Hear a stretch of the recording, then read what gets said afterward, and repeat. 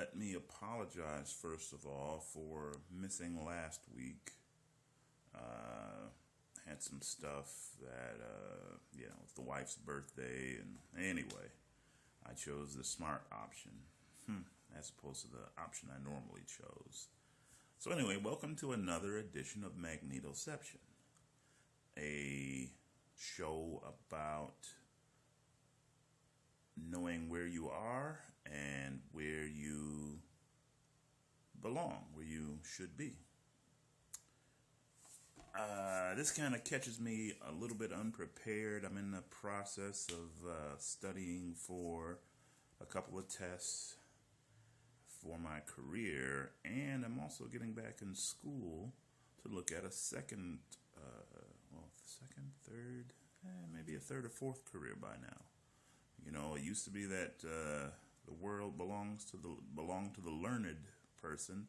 Now the world belongs to the learners. In other words, it used to be where you could have one job with one employer for your entire career, 30, 40 years. Now, obviously, before that, it wasn't like that. But in my parents and my grandparents, well, not my grandparents, and my parents' day, and in my day, you could have a 30-year career where, you work for, or a 30-year job where you work for one employer for 30, 40 years, and you retired, you got your gold watch, and you went off and rode off into the sunset, and they took care of you forever.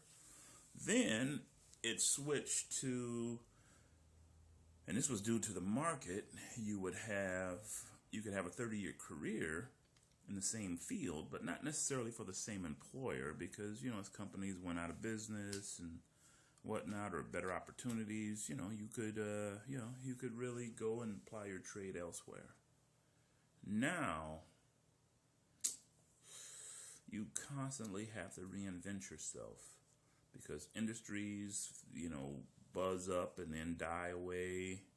The retirement deal, we won't even talk about that. Now, retirees are seen as a legacy cost, seen as a bad thing, which, my whole take on that is, that's a crock.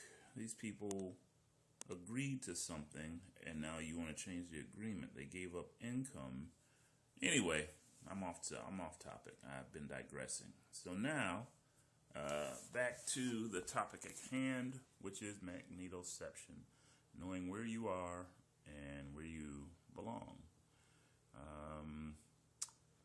Hang on, I've got to turn on the light because it's a little dark. Well, for my skin tone, it's a little dark. So that wife. Anyway, now let's hit the power and the light. I don't like that golden tone, but it's better than nothing, I guess. Yeah, I don't know. When it comes to me, maybe nothing is better than actually being able to see me. So anyway, back to the topic at hand, which is magnetoception. So, when we last broke off, I was kind of giving a broad overview of my journey to where I am. And I believe I was saying I was driving down a highway, and I remember exactly where it was, but I won't say exactly where it was. But I was driving down a highway, and I was going under, and I was passing beneath an underpass. An overpass. I was passing beneath an overpass. It's kind of hard to pass beneath an underpass.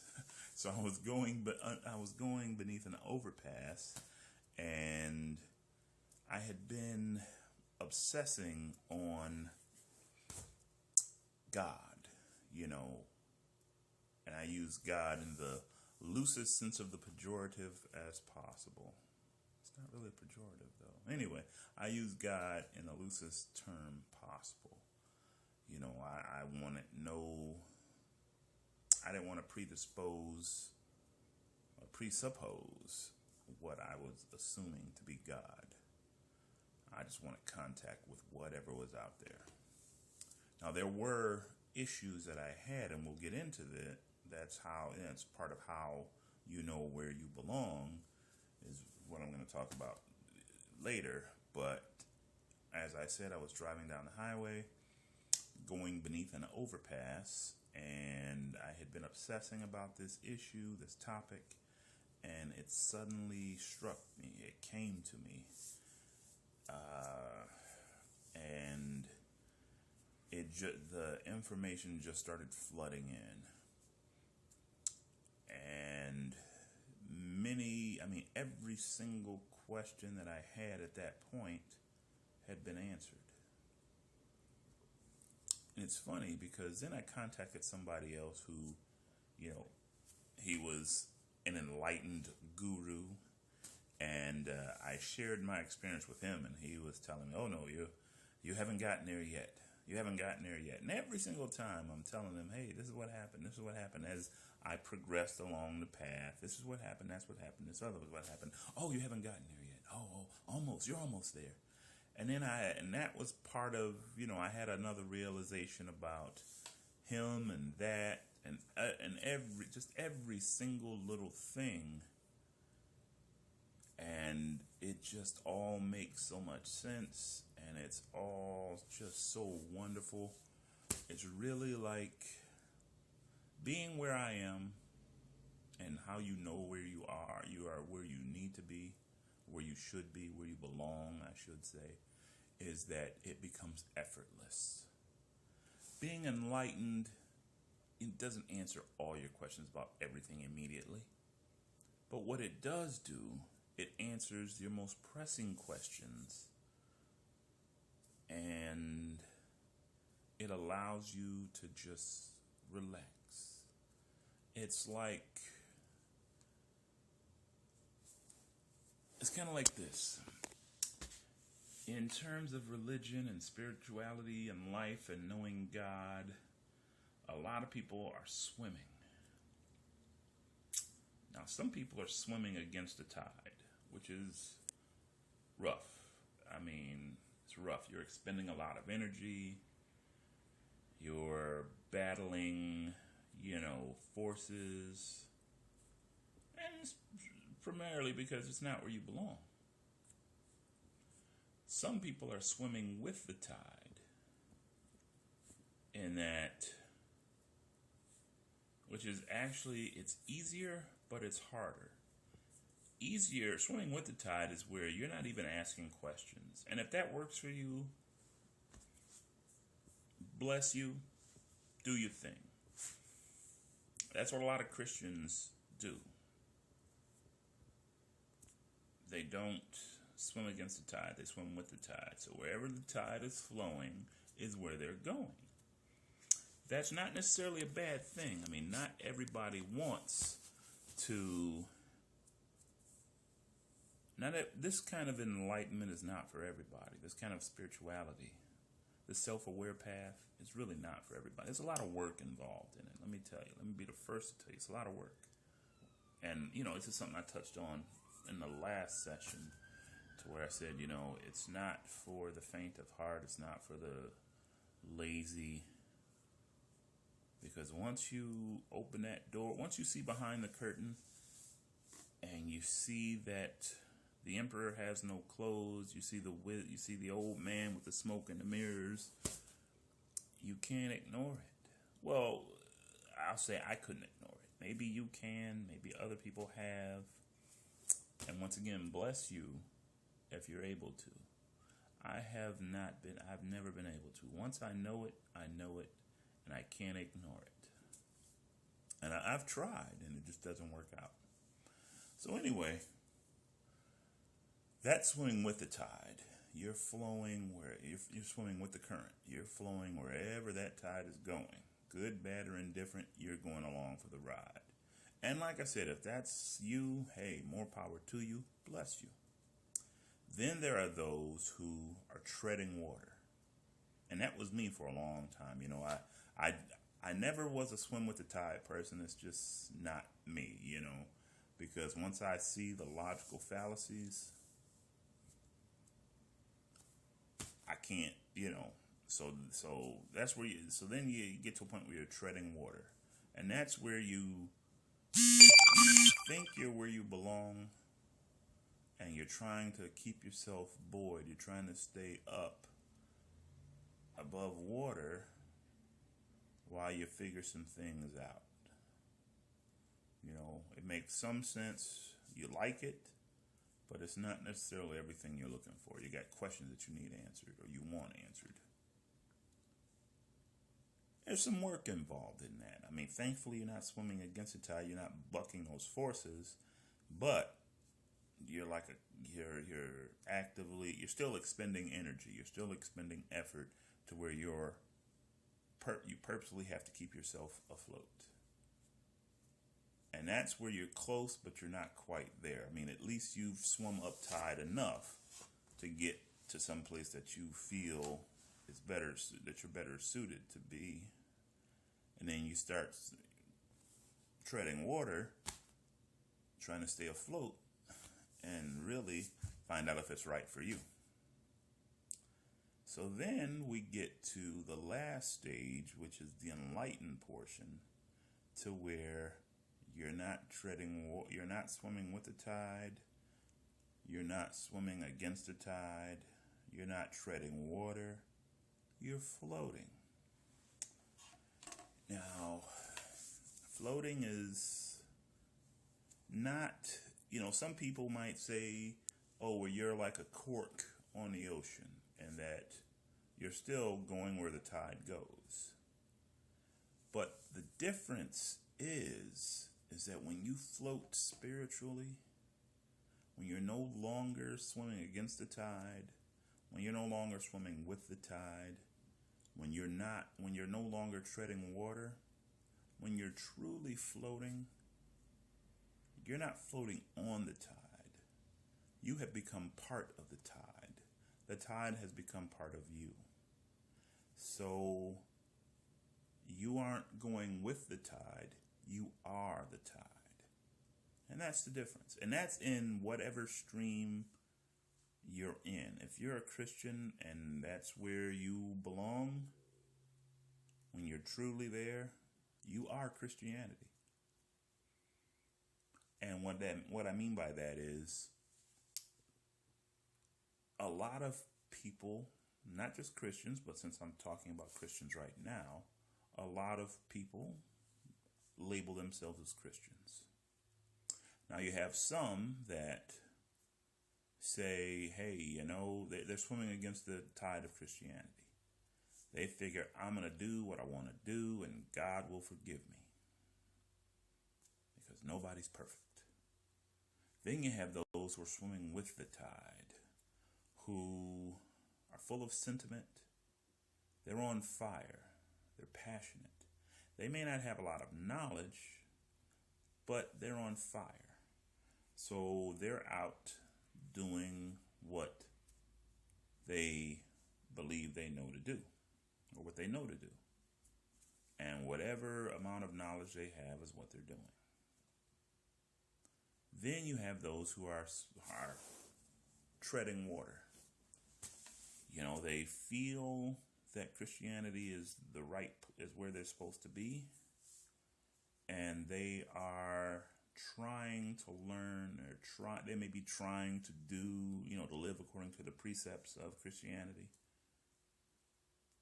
But it's still an effort. It's still a struggle. Then you have the Christians who are truly floating. They're not fighting. They're not swimming. They're not treading. They're floating.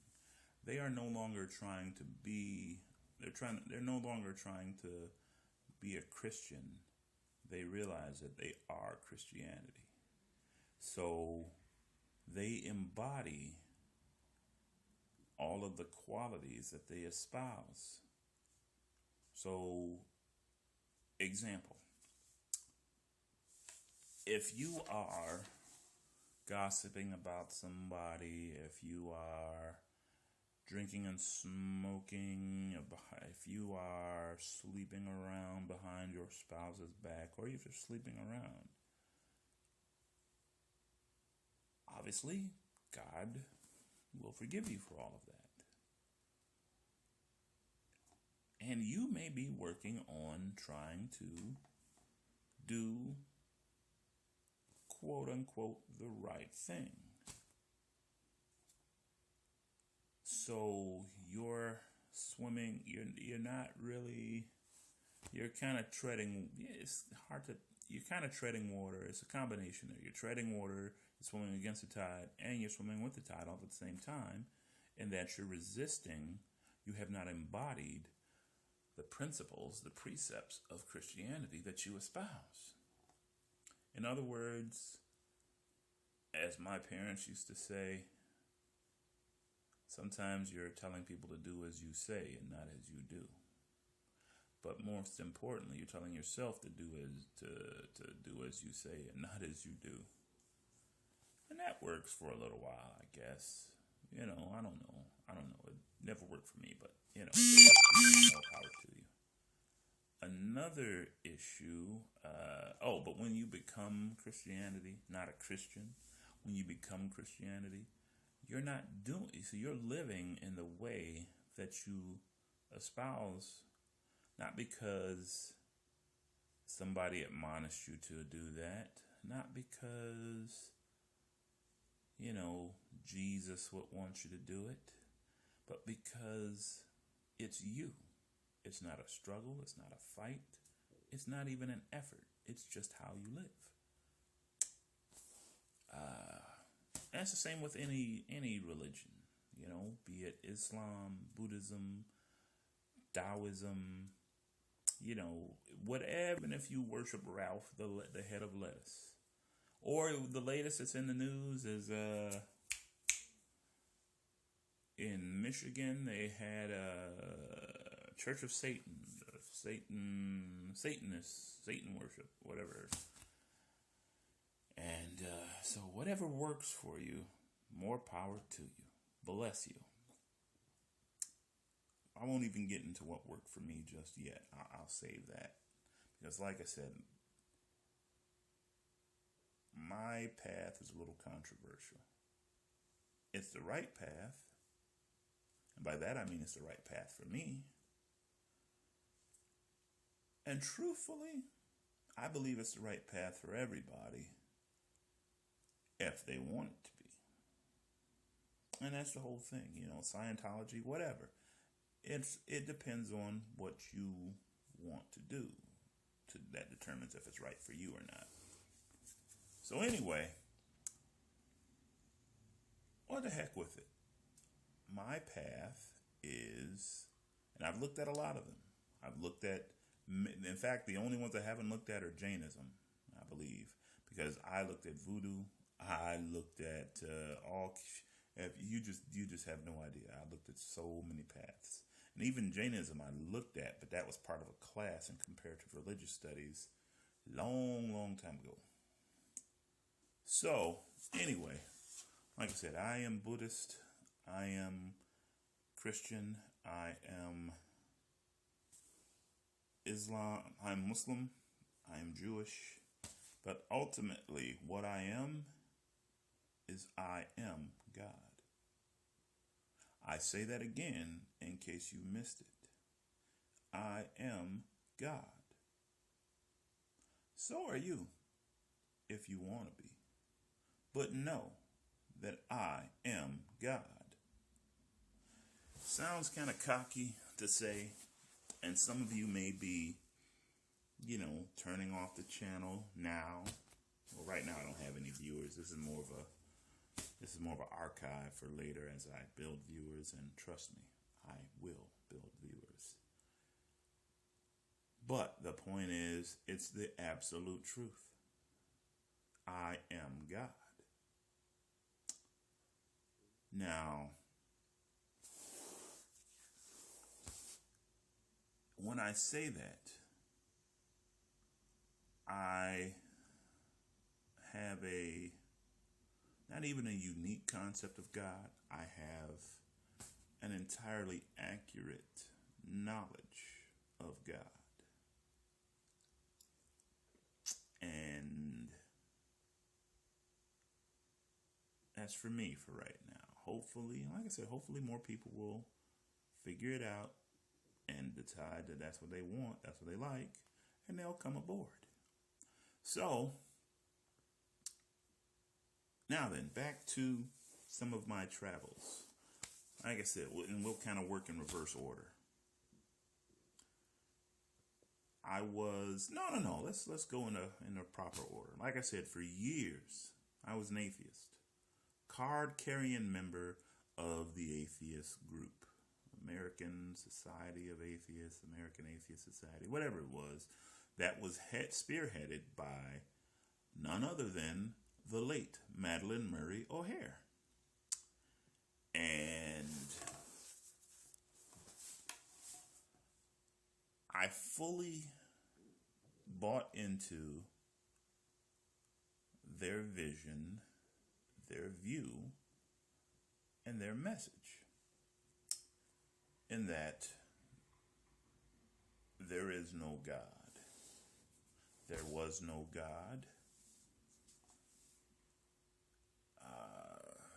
But the problem was, and I didn't so much mind the efforts, but they wanted to remove all references to God from any public viewing. Well, any tax-supported public viewing. So they wanted it, they got church, they got prayers out of public school officially. And that's how it should be. They wanted, they wanted money to be revised to where it's no longer said, and they wanted to pledge, one nation under God. They wanted that removed. They wanted the money, in God we trust, all of that. They wanted all of that removed. And I won't say I agreed with it. I won't say I disagreed with it. I'll say it was not the most important thing in my hemisphere. But I didn't have a problem with it per se. I just didn't see it as ultimately important. What I did disagree with, and why I ultimately left, was because of two reasons. First of all, they didn't give you any alternative. It wasn't, there is no God, there is this. There was simply, and at that point in my life, I was questioning. So I wanted the next step. Their message was, there is no God. Period. Stop. That's it. So the other reason, like I said, I needed that next logical step, that progression. So the next issue I had with them, which is ultimately why I left, was because while their view was that there was no God, there is no God, they took their disbelief or non-belief in God, they elevated it to a religion. And what I mean by that is their prime message was always, there is no God, God is evil, God is bad, no God, God, God, God, God, God. I mean, everything in the literature, in the speech, everything was anti-God. They weren't for anything other than the eradication of all references to God in a tax-paying public thing, venue. So that became their rally cry. That became their religion. The lack of God was their religion. And I just saw that it wasn't for me. Interesting side note, though, and this has really nothing to do with it, but an interesting side note is that some years later, long after I had left, Madalyn Murray O'Hair, her grandson, and her granddaughter-in-law or something, basically almost the entire family, met with a grisly fate. They were murdered by one of their workers because they had their financials, their money. They had some gold, basically, and this person wanted their goods and services. He wanted their property. So he kidnapped them, did all kinds of crazy stuff, took them out in the desert, and murdered them. They found their bodies years later. I think he led them to their final resting place. If I do recall properly. But that's interesting enough. But where it really gets interesting is what I question were their last thoughts, as particularly after the first person. I don't even remember who the first person to die was, particularly after the first person, and obviously before the first person, but in particular after the first person. Who, if anybody, did they call out in a plaintive wail to save them, as most people tend to do? Oh God, oh Allah.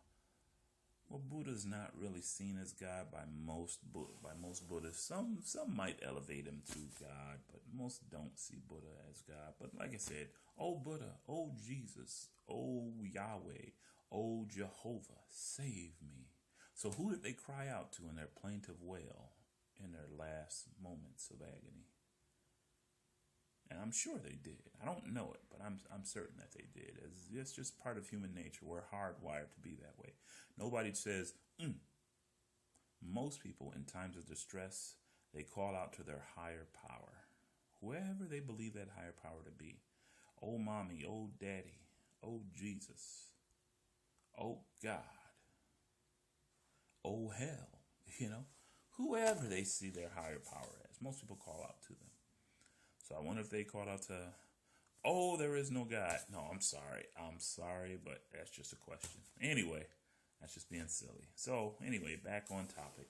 And that topic was, like I said, that's why I left the American Atheist Society or whatever it was called. I don't remember now. I wish I still had that information, but it kind of dates me too. You kind of see, you kind of can tell my age if I'm telling you I was a member of that group with Madeline Murray O'Hare. So anyway, my next step was at agnosticism. And the way I found out about agnosticism is I was watching an episode of MASH, a TV program. See, I'm dating myself again if I'm telling you I was watching MASH. And this is when it was, this wasn't in syndication. This is when it was actually prime time, when it was being made. So I was watching an episode of MASH, and the character Hawkeye, B.F. Pierce, Benjamin Franklin Pierce, yeah, or Hawkeye, played by Alan Alda, was telling somebody that he was agnostic. And the person, whoever the character was, didn't know what that meant. So he went on to explain that it meant he didn't believe in God. He didn't know, he wasn't sure there wasn't a God, but he assumed there wasn't, chose to believe and behave and live as if there was not.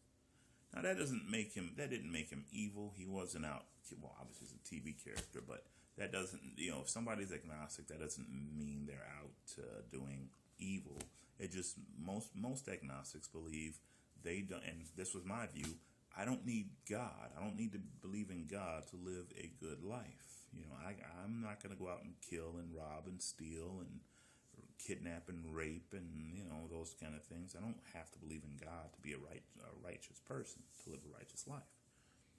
So that, that really, and it wasn't out of any kind of arrogance. It was just lack of empirical, and you find a lot of scientists, a lot of more scientifically bent people tend to be, logic and science and mathematics. A lot of more logically bent people tend to go this way because of a lack of empirical proof. There is no definitive data stating, yes, there is God. And while the more proselytic, the more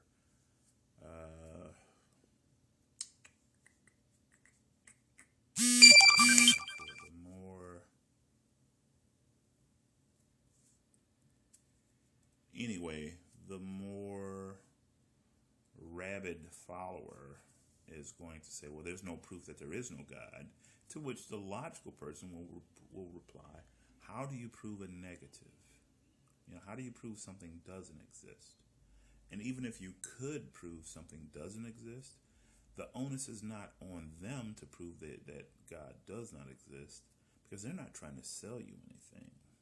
The onus is on the religious who are trying to sell you on God, on Jesus, on whatever to prove, and that's the whole thing. They're not saying there is no Christian God. They're saying there is no God.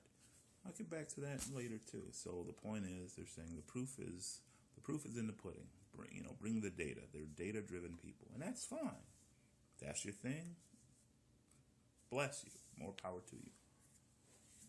I'm sorry, I just had a shiny, I think, but no, it's just the way the light is hitting me. Anyway, so I said, yeah, that's for me. I like that. I'm not saying there is. I'm not saying there isn't. I'm saying, how can I truly know? So since I don't have proof, I'm going to, and once again, I don't have to believe in God to be a righteous person, to live a good life. I will disbelieve. I will choose not to buy into it. I will live my life. Once again, I could be, and that's the thing. Knowing that I could fully be wrong and burn an eternal hellfire or whatever is seen as your form of suffering or the accepted form of disbelief. Being cast in Islam too, since it's Abrahamic. It's the same concept of being cast into a fiery furnace on your face, and the furnace is fueled by men and stones. Ooh, I had a horrible dream about that one day. Anyway, so realizing, lacking empirical proof, realizing that you could be wrong and suffer the consequences, you actively choose to live, to disbelieve, I don't say disbelief because that would be, anyway, you don't buy into the program. You don't stay for the second show kind of thing. The 10:30 show is not the same as the 7:30 show. So anyway, I was that for a while. And they were more structured. They had all kinds of, and that's basically, what that basically is nowadays they call that humanism. It used to be agnosticism. Now it's humanism. And their thing was, once again, I don't have to believe in God in order to live a righteous life. And if you want something to believe in science and logic and all that good stuff. We don't have to believe in supernatural causes. If we can't find a cause, then, we just can't find a cause. We don't have to we don't have to believe in supernatural causes and things like that. And, so they've got, they have science and logic. And if that works for you, more power to you. Bless you. Not a good friend of mine, but someone that I tuned into his podcast once or twice back when he was Buddhist. And truthfully, I think you never really stop being a thing. You just change. It's kind of difficult. You are everything, so you never stop being anything. So anyway, the point is, his name is Jay Forrest. He was Christian, he was Buddhist, and now he's a humanist, or an atheist as he calls it. And that, once again, that's fine. If that works for you, if that seems to work for him, bless him. But the problem with that was man was seen as the ultimate authority. So we'll go to man for all the answers. There's nothing bigger than man. So the problem with that approach comes in the form of what happens when you run up against a problem, a situation, a condition that is beyond you that is beyond man's limitations, because man does have limitations. I'll talk about that more later too. So basically, if I don't have the answers and I'm the ultimate authority, what does that say? Nothing, because it leaves you lost. It leaves you in a lacking situation where you just don't have anywhere to go. And for some people, that's fine. They don't need to be anywhere. They're happy, or they're able to be nowhere. So if that works for you, bless you, more power to you. Keep doing what you're doing. It didn't work for me because I knew, I felt, which is the same as I knew, there was something else going on. So, once again, so I went and I looked at it and I said, well, I don't believe there's nothing. I believe there's something. So what is there? And that's when I turned back to God and I said, okay, look at all of this. It's not all happening by accident. Just the world in and of itself. It doesn't all happen by accident. There's too much going on in a logical sequenced order. There's just things are too interdependent in order for it not to remain that way. I had a little mind wandering there. Things are too ordered, too logical for it to be random. Because if it were truly random, if it were truly science, it would not. Anyway, so the point is, I went looking. And I said, okay, I believe in God, or at least I believe in God, but what God? Because there's this God, there's that God, and at the time I was just looking at Christianity and Judaism. So I said, you know what? I'm not a Christian. Pardon me. I said, you know what? I'm not a Christian. I've never been a Christian. It doesn't make sense to me. So, no. So what I'm going to do is get back to where, I said, how do I know what it should be? And logic told me, okay, well, if it's God, then it should be, with all the competing messages, it should be, I want to get back to the purest message I could find. And that was my thinking at the time, the purest message I could find. Before aberrations, before people broke off and did their own thing. That's all the other religions really are. Somebody said, I believe this. No, I believe that. So I'm going to go over here and play. You go over there and play. So anyway, the point is, I said, well, it must be Judaism because that was the first religion. At the time, that was my thinking, So if that's the first, that must be right. It's just people changed it. So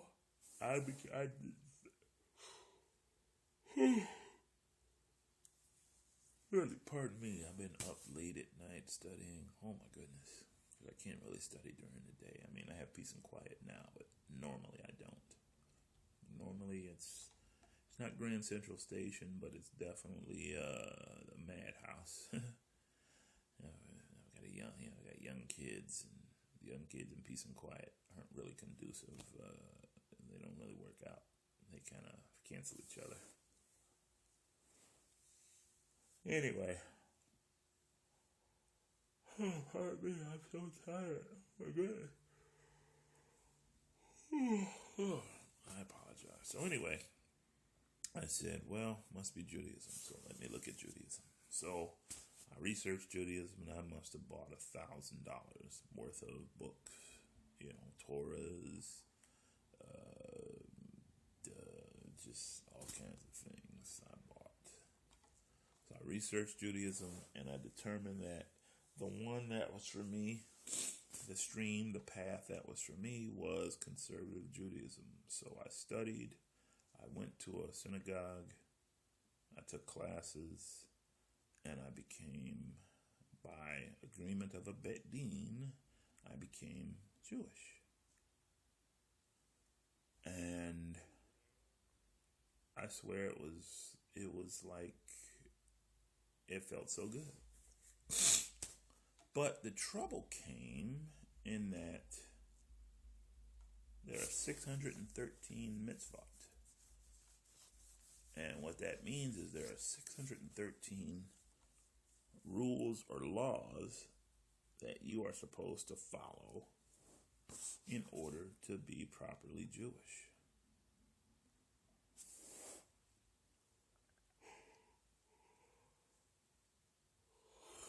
Now, I don't have the kind of job to where I never had to work weekends and always got off early. So it wasn't really conducive to my job, wasn't really conducive to me going to synagogue. At least not for the big show, is what I call shop, Saturday morning. But I worked around that. I figured, okay, there's usually a late service on Friday and a late service on Saturday to open the Sabbath and close the Sabbath. And I prefer those anyway because you get, the big show is exciting for its own reasons, but the small shows were good too for very different reasons. So I started going to the Friday show and the Saturday show to open and close it. So I had that solved. Another issue was I lived quite, I think 13 to 20 miles away from my synagogue. On the Sabbath, you're not supposed to drive. I know a lot of Jews do. The only ones who really don't are the Orthodox Jews.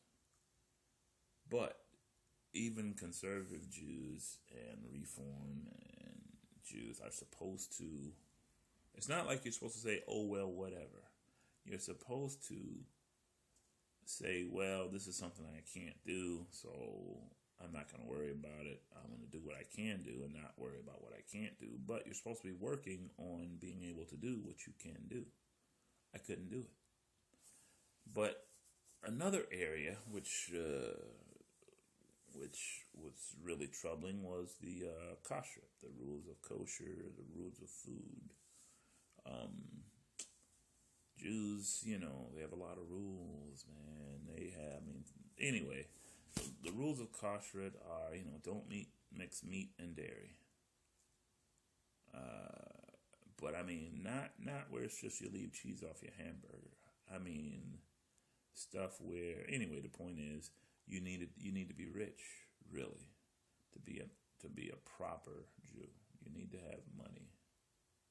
Because, some have separate kitchens, everything. So anyway, I remember I even went to a humanistic synagogue.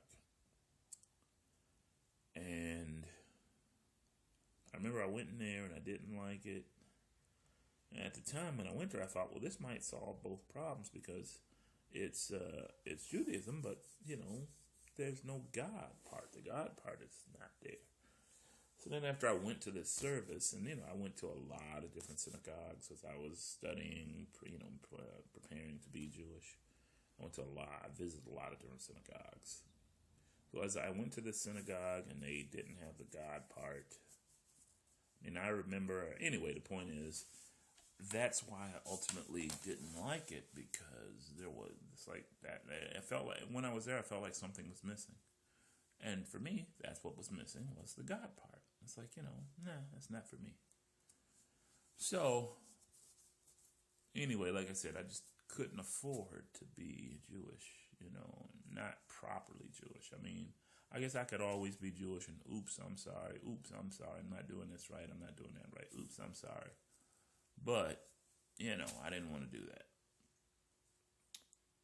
So then, I lived so far from the synagogue, there was no active life in the synagogue at all.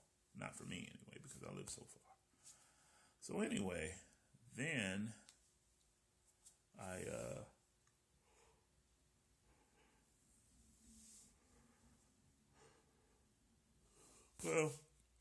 pardon me again. I'm sorry. I'm so tired. So anyway, after I was Jewish, I said, well, I started looking at things, and I said, well, Christian, Judaism, Islam, how do you know which one is right? They're all different, but they all say they're right. So that's when I started saying, well, maybe I'm fishing in the wrong pond. I said, what's the one constant? Among the religion, what's the one constant? Maybe that's true. Maybe man has turned it on its ear. Maybe, and the one constant is Satan, is evil, is the devil. The devil. So anyway, I started looking into Satanism. And once again, I research everything. So I did all kinds of online research. I bought all kinds of books, read all kinds of material.